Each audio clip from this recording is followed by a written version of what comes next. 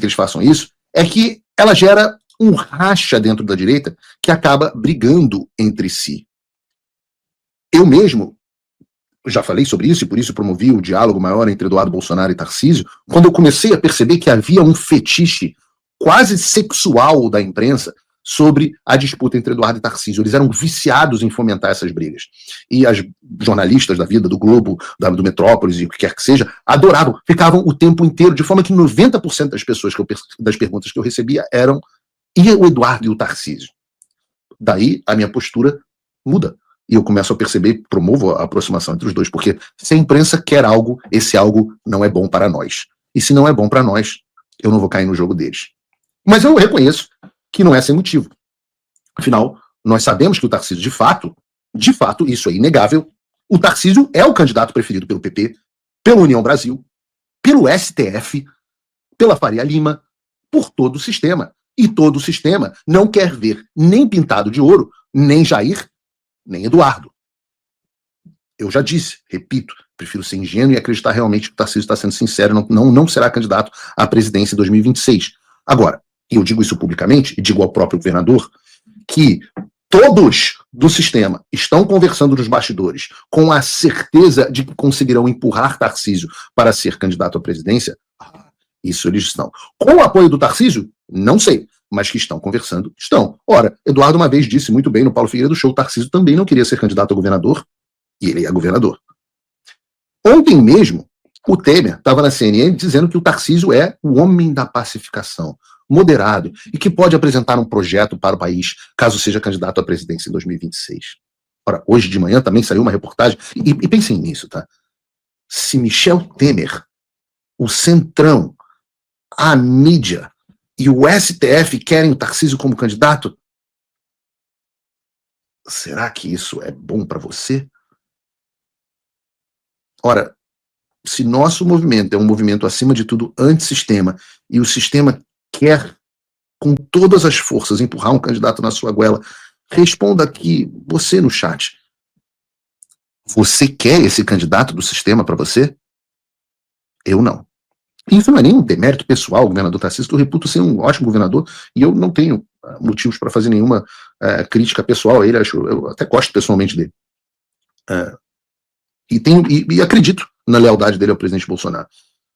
Mas a personalidade dele, o perfil dele, é o perfil que você, e essa é a pergunta que eu faço a você, espectador, é o perfil que você quer para tocar um Brasil dominado por essas pessoas?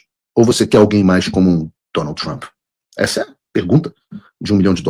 Hoje de manhã, aliás, saiu também uma reportagem da Gazeta do Povo, cujo título é Republicanos articula compensação para liberar Tarcísio de Freitas para o PL, que trata justamente uma suposta articulação política para uma eventual candidatura do Tarcísio à presidência pelo partido do presidente Bolsonaro.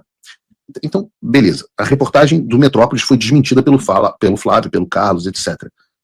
Mas é inegável que tem alguma coisa acontecendo nos bastidores. Não à toa, está todo mundo reportando alguma coisa nessa direção.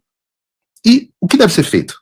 Bom, primeiro eu diria que o governador Tarcísio poderia, ele não tem a obrigação, como disse o Flávio, mas ele poderia, e eu diria até deveria desmentir a matéria publicamente.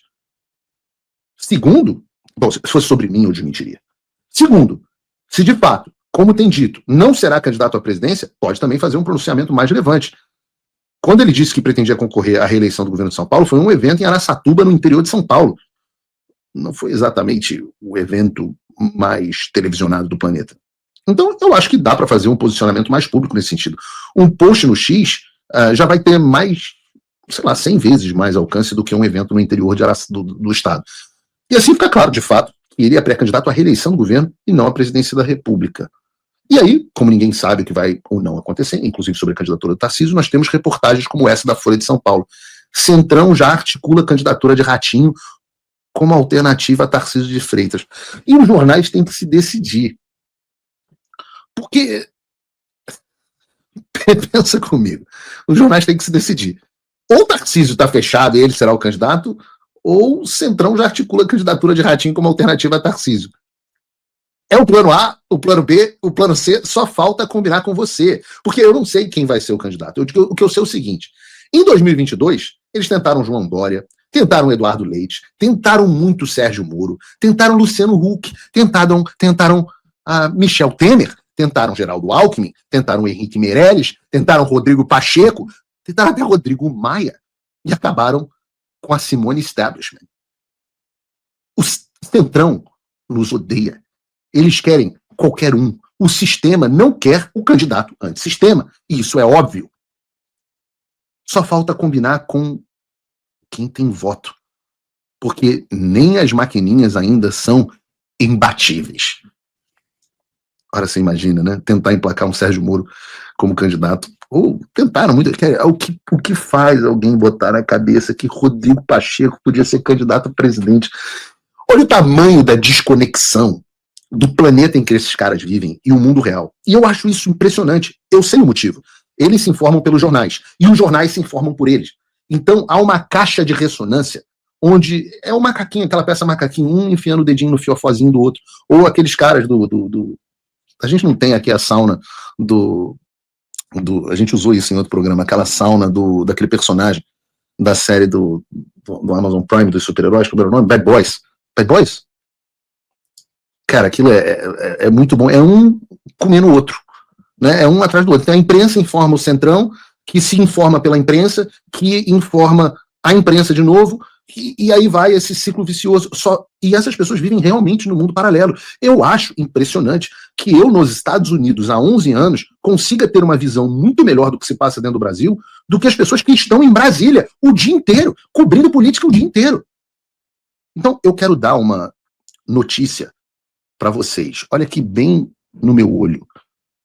Em 2026, o candidato será Bolsonaro. Anotou? Quem concorda comigo, fala aqui no chat.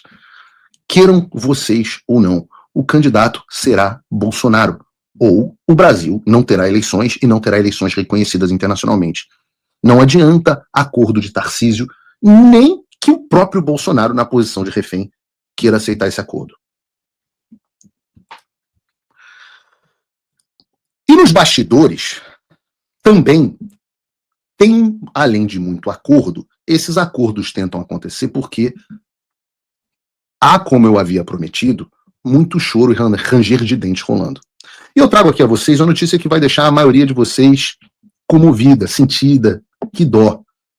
A notícia é: esposa de Moraes não poderá entrar nos Estados Unidos mesmo com passaporte italiano.